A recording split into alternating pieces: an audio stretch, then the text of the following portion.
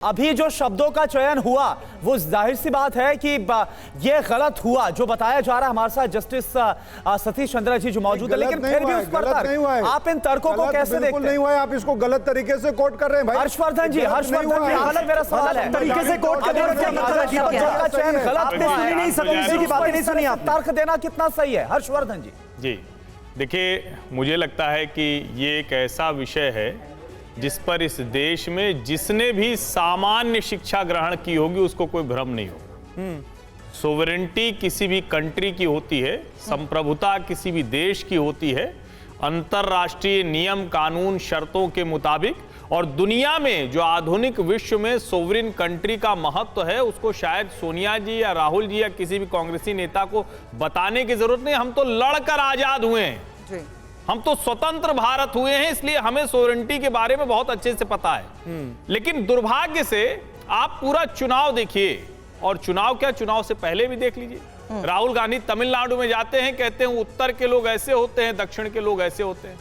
राहुल गांधी जब कर्नाटक में होते हैं तो अमूल और नंदिनी कर रहे होते हैं, दो राज्यों के कृषक सहकारी संघों के बीच में विवाद कर रहे होते हैं। जब कांग्रेस की सरकार होती है सिद्धारमैया जी की, तो कन्नड़ हिंदी विवाद होता है। पहली बार मुख्यमंत्री इस तरह से जाकर कहता है कि हिंदी के जो नेम प्लेट्स हैं उसको हटा दीजिए।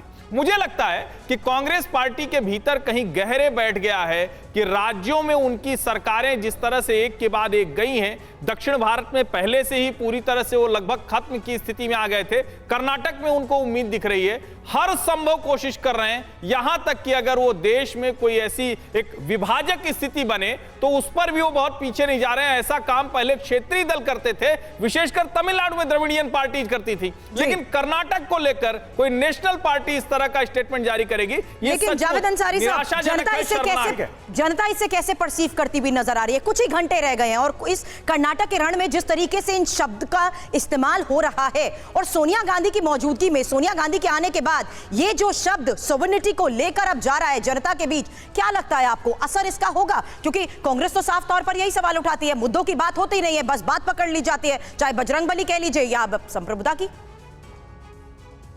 सवाल आपसे जावेद अंसारी साहब। देखिए, ये आखिरी वक्त पे ये जो मुद्दा उठा, एक तो ये मुद्दा ही बड़ा दुर्भाग्यपूर्ण है। इलेक्शन के दौरान या वैसे भी जब भी राजनेता भाषण देते हैं उनको एक एक शब्द बड़ा नाप तोल के बोलना चाहिए। और ये कोई पहली बार नहीं है कि चुनाव के वक्त और जब चंद घंटे बाद बाकी हैं तो ये चीज़ यूज़ होगी या मिसयूज़ होगी। इसका अगर आप अपने मुखालिफ को इतनी गुंजाइश देंगे, इतनी ओपनिंग देंगे, तो वो पूरी तौर से इसका फ़ायदा उठाएगी। तो इसलिए कांग्रेस को पहले ये बड़ा केयरफुल रहना चाहिए था। और अब देखिए चंद घंटे बाकी हैं, इसलिए हर दांव साम डांड दंड भेद जो भी चले करना है। कांटे की लड़ाई है, किसी को ये पता नहीं कि कौन आगे है, इसलिए जो भी हथियार जायज़ हो नाजायज़ हो उसको इस्तेमाल कीजिए और उससे अगर फायदा हो सकता है। तो जावेद जी, आपको ये लगता है कि संप्रभुता शब्द का जिस तरह से इस्तेमाल किया गया कर्नाटक के लिए, ये गलत हो गया? अगर ये बैकफायर कर सकता है? अगर मैं होता, मैं स्पीच दे रहा था, मेरे स्पीच राइटर से लिखते तो मैं उस लफ्ज़ को एडिट करके कि कोई और शब्द से रिप्लेस कर देता। क्योंकि मुझे ये पता है, मेरा ये तजुर्बा है कि हर चीज़ इलेक्शन के दौरान मिसयूज होती है, तो दीपक जी, कुल मिलाकर यहाँ जितने पैनलिस्ट बैठे हैं नॉन पॉलिटिकल मैं कह लूं, तो उनका ये कहना है कि ये गलत चयन है, इसको जस्टिफाई नहीं किया जा सकता। लेकिन मुझे लगता है आप इससे अग्री नहीं करते। देखिए, एक यहाँ पे वरिष्ठ पत्रकार भी बैठे हैं जो कि राहुल गांधी की गलतियां गिनाना चाहते हैं, बहुत अच्छी बात है। नरेंद्र मोदी जी का वो भाषण भी याद करिए ना आप भाई साहब, जब कहते मेरे गुजराती, मैं तो गुजरात से आया हूँ। मेरा सवाल कुछ और था दीपक, एक मिनट। नहीं सर, मेरा प्रश्न बिल्कुल अलग, आप कुछ और उदाहरण दे रहे हैं। नहीं, यहाँ पे इतने सारे लोग हैं, मैं आपको दोहरा देता हूं प्रश्न फिर से। सुनिए, मेरे को बताइए मत, जब देश के प्रधानमंत्री राज्यों में राज्यपाल बैठाते हैं और राज्यपाल उस चुने हुए मुख्यमंत्री की पद की गरिमा को धूल नहीं, दीपक जी, मुद्दा यहाँ पर कुछ और है, के खिलाफ नहीं है, राज्य के मान सम्मान के खिलाफ नहीं है, राज्य की जनता के खिलाफ नहीं जाता है क्या? भटकाने को देखने वाली बात है। सवाल ये है दीपक जी, सवाल सुन लीजिए, दीपक जी सवाल सुन लीजिए कि अगर कहीं कोई गलत शब्द का चयन हो गया है, दीपक जी, अगर गलत शब्द का चयन हो गया है तो क्या इस पर आत्मचिंतन करके एक सिंपल से उसको उस त्रुटि को सुधारने की जरूरत नहीं है, बजाय कि उस पर आप तर्क पर तर्क दे रहे और मुद्दे को भटका रहे। अगर कुछ गलत हुआ है तो सीधी बात बताओ, आप राज्यों की ताकत को कम करना चाहते हैं क्या? आप लोग तंत्र को खत्म करना चाहते हैं क्या?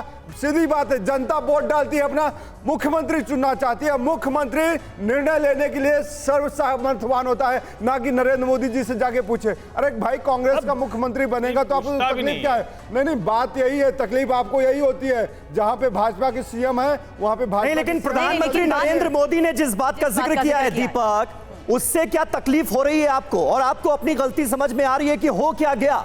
संप्रभुता का इस्तेमाल करना, इस वर्ड का इस्तेमाल करना कर्नाटक के लिए, देश की संप्रभुता समझ में आती है। अलग अलग राज्य संप्रभु नहीं हो सकते ना, वो देश का हिस्सा है भाई। ये क्यों नहीं समझ रहे आप? ये सिर्फ शब्दों की जुमलेबाजी है जो आप बता रहे हैं, तो गलती तो हुई ना। मतलब होता है हर्षवर्धन जी, क्या यही शब्द है जो यही शब्द है जो कांग्रेस को आप मुसीबत में डाल रहे हैं?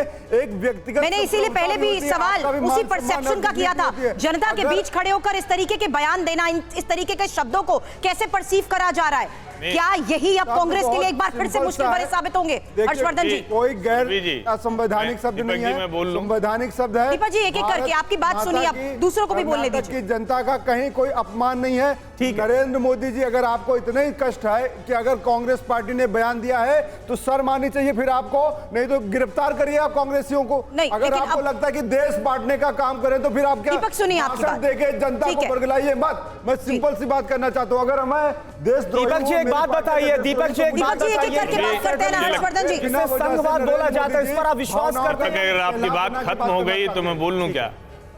देखिए, बड़ा दुर्भाग्यपूर्ण है, सोनिया गांधी के भाषण में, सोनिया गांधी के वीडियो में, सोनिया गांधी के कहे में सोवरेंटी आता है।